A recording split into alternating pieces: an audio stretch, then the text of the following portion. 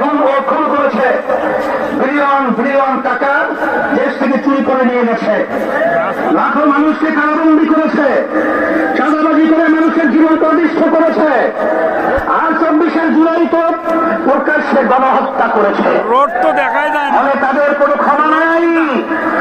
যারা সরাসরি ফৌজদারি অপরাধের সাথে জড়িত ছিল তাদের বিচার করতে হবে, যারা অপরাধে সহায়তা করেছে তাদেরও বিচার করতে হবে। বিচারের ক্ষেত্রে কিছুটা অগ্রগতি হলেও প্রকৃত সরকারের অধিকাংশ মন্ত্রী তারা এখনো জেলার বাইরে, অনেকেই দেশের বাইরে থেকে উস্কানি দিয়ে যাচ্ছে। আজকের এই মহাসমাবেশ থেকে ঘোষণা করছি, অবিলম্বে ফ্যাসিবাদীর সাথে জড়িত সকলকে শাস্তির আওতায় আনতে হবে।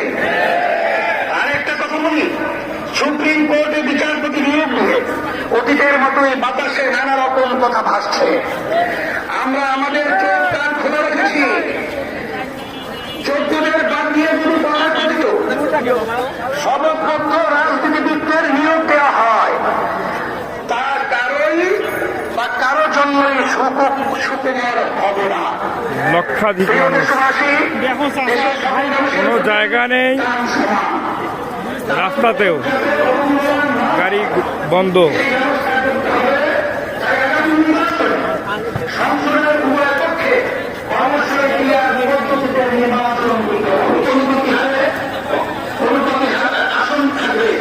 এই পদ্ধতিতে রাষ্ট্র পরিচালনায় সকলের মতে প্রতিফলন করবে, কোন জায়গায় হওয়ার সুযোগ পাবে না।